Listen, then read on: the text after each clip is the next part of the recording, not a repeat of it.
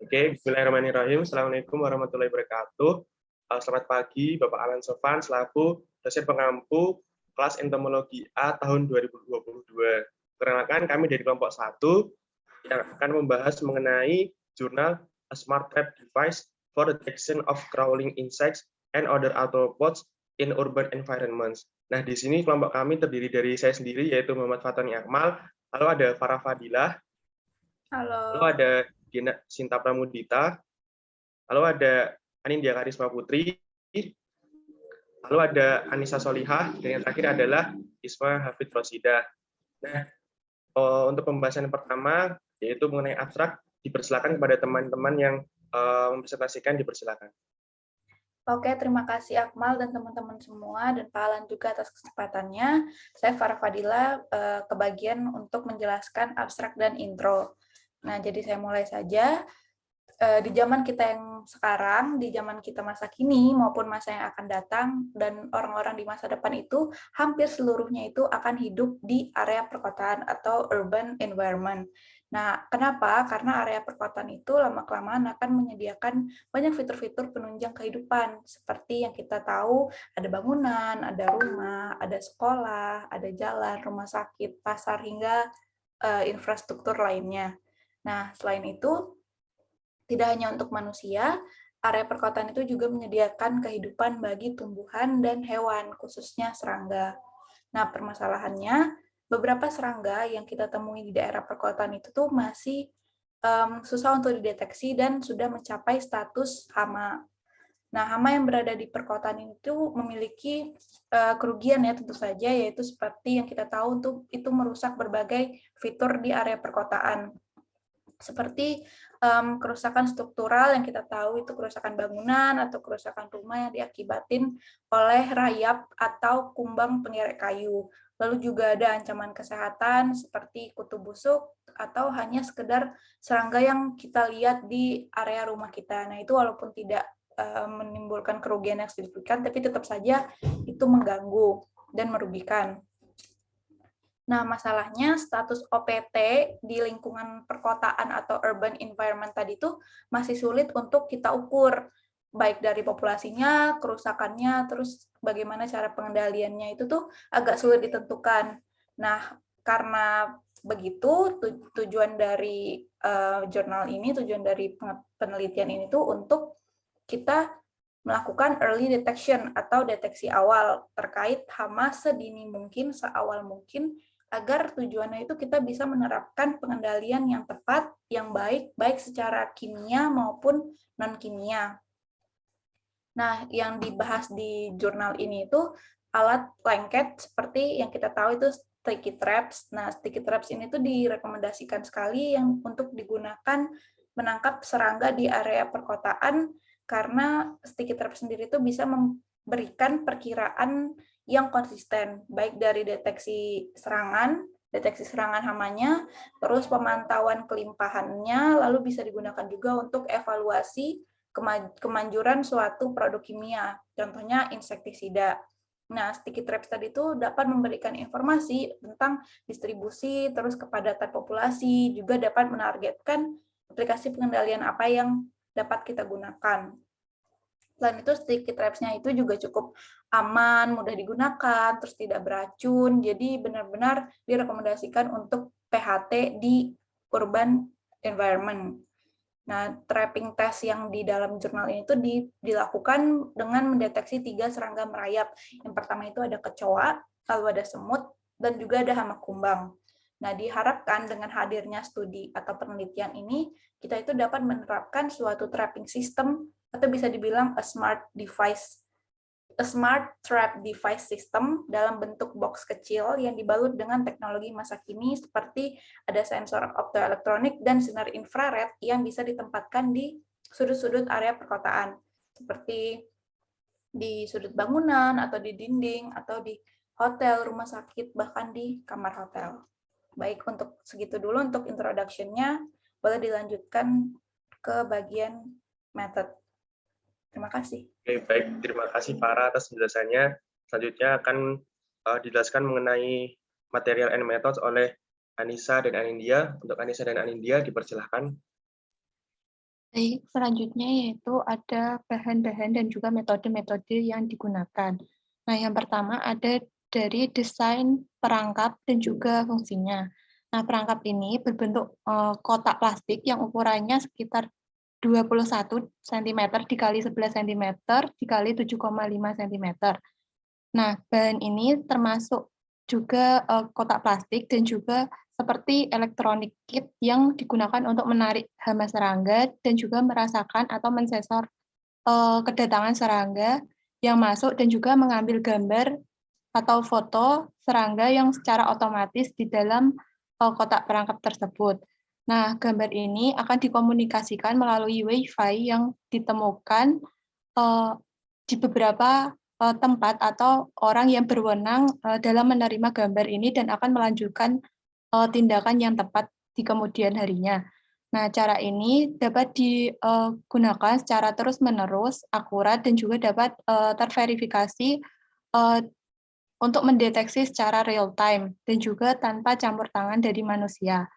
Nah, perangkap ini merupakan perangkap pemantauan hama di daerah perkotaan dalam konteks seperti rumah pintar dan juga bisa bersifat kompatibel yang juga dapat muncul dari internet. Nah, perangkap ini juga berfungsi sebagai perangkap lantai klasik begitu. Nah, perangkap ini juga memiliki perbedaan dengan perangkap yang lainnya karena bentuk dan ukuran serta bahan permukaannya berbeda dan juga adanya atraktan. Nah, faktor ini juga penempatannya mempengaruhi untuk kemanjuran perangkap. Atraktan ini berfungsi untuk menarik dan memaksimalkan tangkapannya.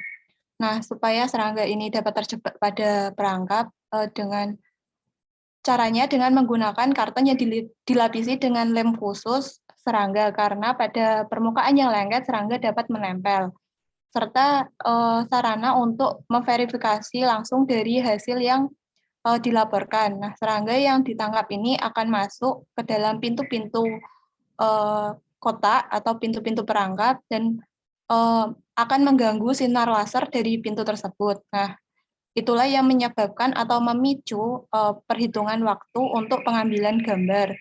Nah, dalam sensor kamera biasanya sekitar 20 detik kamera akan memfoto atau menjepret gambar serangga ini dengan menyalakan flash, kemudian foto ini diberi waktu seperti cat waktu dan juga tanggal dan akan dikirim ke email yang tersimpan di dalam perangkap melalui Wi-Fi tersebut. Selanjutnya bisa dilanjut dengan metodenya.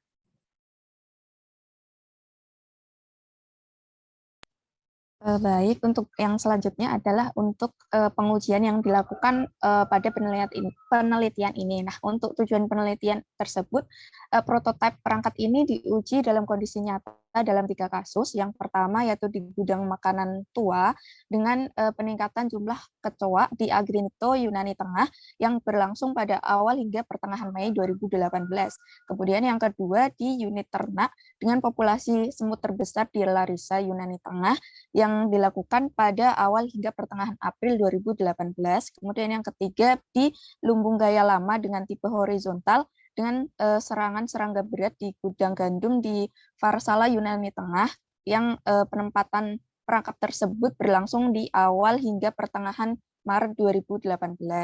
Nah, penempatan perangkap tersebut itu berlangsung sekitar 2 minggu.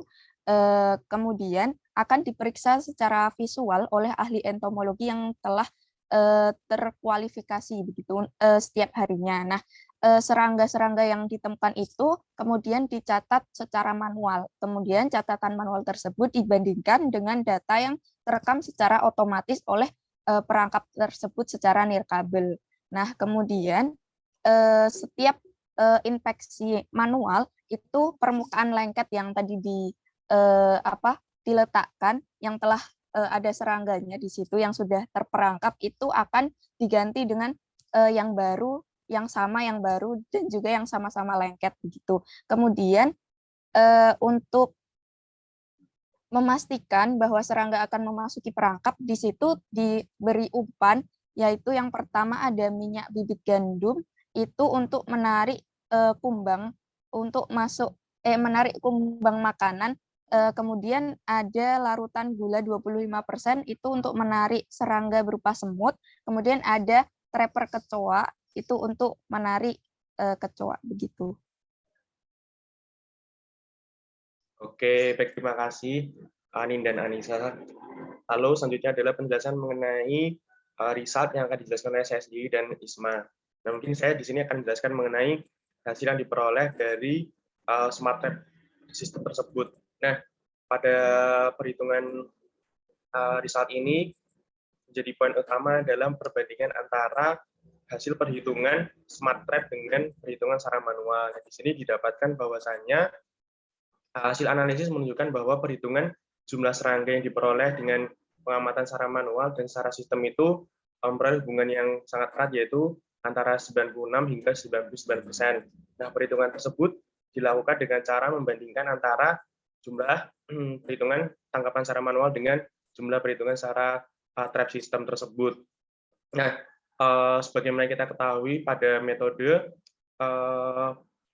perhitungan ini digunakan atau pengujian ini digunakan pada 3 serangga, yaitu kecoa, semut, dan kumbang makanan. Nah, di sini masing-masing serangga tersebut dilakukan perlakuan dengan 15 kali pengulangan, sehingga didapatkan rata-rata masing-masing serangga tersebut. Untuk kecoa sebesar 89,6%, lalu untuk semut sebesar 88,7%, dan untuk kumbang didapatkan sebesar 90,7%. Nah, terus setelah itu dilakukan uji analisis regresi, yang mana didapatkan untuk uji analisis regresi dari kecoa itu didapatkan varian sebesar 0,9642, yang mana diketahui bahwasanya hasil tersebut sangat akurat karena mendekati angka 1 ya. Jadi akuratannya itu hampir 96,42%. Lalu untuk semut, akurasinya diperoleh varian sebesar 0,9946, yang mana diketahui berarti akurasinya mencapai 99,46%. Lalu yang terakhir adalah untuk kumbang makanan, didapatkan hasil uji analisis regresinya itu sebesar variansinya sebesar 0,9829, yang mana diketahui bahwasanya secara presentasi akurasinya mencapai 98,29%. Untuk itu, penggunaan sistem ini sangatlah efektif karena perhitungannya mencapai 90 hingga 99% seperti itu. Mungkin dilanjut kepada Isma. Ya, jadi dengan tingkat akurasi yang cukup tinggi tadi dan keefektivitasannya yang diharapkan nantinya dapat diterapkan di tempat-tempat di sekitar perkotaan seperti rumah, kamar hotel, rumah sakit, kemudian juga stasiun bawah tanah, bahkan hingga ke bandara dan kamp militer seperti itu. Karena perangkat ini juga jika dilihat dari metode dan bahan yang dibuat tadi diharapkan dapat mengurangi biaya dalam manajemen hama terpadu. Karena dengan alat ini juga bisa untuk membatasi penerapan PHT dari yang umumnya itu dilakukan setahun sekali, namun dalam jumlah yang cukup besar seperti itu ya teman-teman. Namun misalnya kita menggunakan alat ini, diharapkan nanti itu dapat menjadi penerapan yang lebih tepat secara waktu maupun lokasinya. Jadi tidak tersebar di seluruh wilayah, bahkan yang di tempat yang tidak diperlukan, namun hanya digunakan di tempat-tempat yang memang dirasa diperlukan untuk dilakukan manajemen hama terpadu di situ. Kemudian penggunaan alat ini juga bertujuan untuk mengurangi serangga yang dapat bertindak sebagai reservoir patogen, utamanya seperti di lingkungan rumah sakit, karena seperti yang kita tahu, serangga itu dapat menularkan berbagai macam penyakit, tidak hanya untuk tanaman atau hewan, namun juga untuk manusia. Jadi penyebab penyakit oleh manusia itu juga salah satunya serangga. Jadi untuk meminimalisir itu diharapkan dapat diterapkan alat ini di tempat-tempat seperti rumah sakit. Selain itu, keberadaan hama targetnya seperti semut, kecoa, kutu busuk, dan serangga makanan di tempat penyimpanan itu juga dapat menjadi masalah serius sebenarnya jika ternyata mereka membawa kontaminan berupa patogen yang dapat menginfeksi manusia. Ya, kemudian mungkin bisa dilanjut lagi, Mas. Oke, baik, terima kasih. Selanjutnya adalah bagian conclusion atau kesimpulan yang akan disampaikan oleh Diana Sinta untuk kepada itu. Oleh karena itu, kepada Diana Sinta dipersilahkan. Baik, terima kasih. Selanjutnya adalah kesimpulan. Jadi kesimpulannya adalah kemajuan teknologi, khususnya pada penerapan jaringan sensor nirkabel atau WSN, memberikan kemudahan kita dalam kegiatan monitoring, terutama di daerah perkotaan. Konsep utamanya adalah meletakkan perangkap di tempat-tempat yang mudah terjangkau, namun tidak terlihat oleh si serangga tersebut. Nah, ketika serangga itu terperangkap, maka pengguna akan menerima notifikasi gambar di ponselnya secara real-time.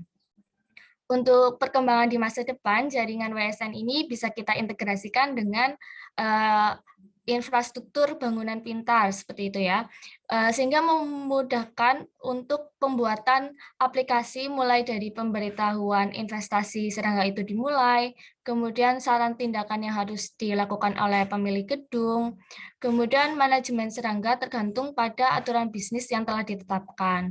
Selain itu, juga dapat ditambah dengan informasi geolokasi untuk setiap perangkap pintar, kemudian perhitungan serangga secara otomatis, dan memberikan informasi klasifikasi ilmiah serta bioekologi dari serangga tersebut.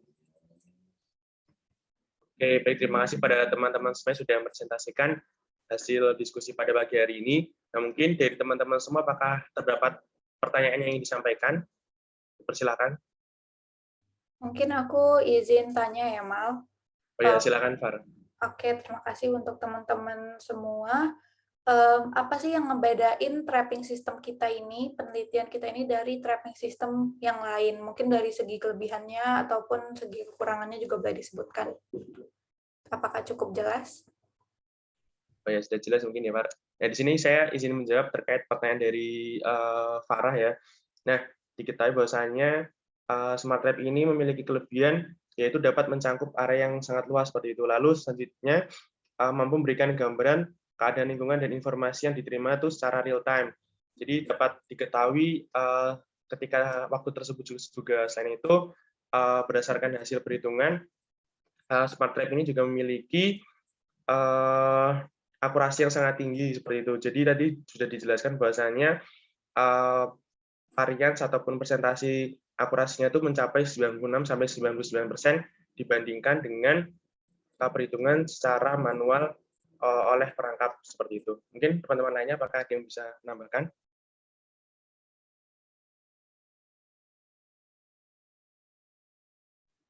Jadi aku mau menambahkan untuk mungkin kekurangannya ya. Jadi seperti yang sudah disebutkan tadi, alat ini tuh diharapkan dapat diterapkan di setiap rumah. Jadi sebenarnya meskipun mencakup dalam skala dalam jarak yang luas, namun kebutuhannya itu cukup banyak. Apalagi juga ini diterapkan di setiap fasilitas-fasilitas umum seperti itu. Nah, karena kebutuhannya cukup banyak dan namun diharapkan juga dapat mengurangi biaya. Namun di samping itu alat ini juga dalam pembuatannya memerlukan biaya yang sepertinya cukup mahal ya teman-teman, sekitar 30 euro itu per 13 Agustus 2018. Jadi kemungkinan harganya sekarang juga sudah naik misalnya ini diterapkan. Untuk harga pada tahun itu sekitar hampir 500.000 untuk satu alat. Nah, jika ini diterapkan di khususnya seperti Indonesia atau di kota-kota kita, itu menurut saya masih cukup berat ya untuk harga yang segitu, apalagi untuk satu rumah, dan belum tentu juga setiap rumah itu membutuhkan gitu. Jadi mungkin itu bisa menjadi salah satu kekurangannya. Oke, baik. Mungkin dari Farah apakah sudah cukup menjawab? Oke, sudah cukup menjawab, sudah cukup merangkum juga. Terima kasih Akmal sama Isma buat jawabannya. Oke, baik. Terima kasih Farah atas pertanyaannya. Mungkin satu kali pertanyaan lagi, apakah dari teman-teman ada yang ingin bertanya? Dipersilahkan. Oke, saya ingin bertanya, adakah kemungkinan untuk serangga lain non-target yang bisa terperangkap dari alat ini? Terima kasih. Oke, baik, terima kasih Diana atas pertanyaannya. Mungkin pada teman-teman lainnya apakah ada yang ingin menjawab? Izin untuk mencoba menjawab. Jadi sebelumnya terima kasih Diana atas pertanyaannya. Untuk serangga-serangga lain yang merupakan serangga non-target atau arthropoda lain, itu mungkin saja untuk masuk ke dalam perangkap tersebut secara tidak sengaja. Namun dalam berdasarkan jurnal yang telah dibaca dan berdasarkan penelitian yang telah dilakukan, itu kasus tersebut itu jarang terjadi. Mengapa hal tersebut jarang terjadi? Karena pada pengujian yang telah dilakukan itu telah digunakan umpan-umpan yang khusus pada serangga-serangga yang telah ditargetkan begitu. Seperti minyak bibit gandum itu khusus untuk kumbang yang ingin diuji begitu. Kemudian untuk gula itu khusus untuk semut dan juga kecoa trapper itu khusus untuk kecoa begitu. Oke, baik, terima kasih Anissa. Jawabannya apakah ada teman-teman yang ingin menambahkan? Saya izin menambahkan, jadi biasanya yang serangga yang masuk itu terjebak karena permukaannya yang lengket, sehingga memungkinkan untuk serangga non-target itu bisa terjebak ke dalam atau masuk ke dalam. Begitu. Oke, baik. Mungkin kepada Diana Sinta, apakah sudah cukup menjawab terhadap pertanyaannya? Ya, sudah cukup menjawab. Terima kasih, Anin. Terima kasih, Nisa. Oke, baik. Terima kasih teman-teman semua. Mungkin kepada Pak Alan, cukup sekian presentasi yang kami sampaikan pada pagi hari ini. Selain itu juga kami juga sudah sesi diskusi juga sudah disebutkan. Untuk itu, kami mengucapkan terima kasih yang sebesar-besarnya kepada Bapak Alan Sofan, serta mohon maaf apabila terdapat kesalahan kata maupun dalam penyampaian selama presentasi maupun diskusi. Sekian dari saya mewakili teman-teman dari kelompok 1. Billahi taufiq wal hidayah. Wassalamualaikum warahmatullahi wabarakatuh. Baik, terima kasih Bapak Alan.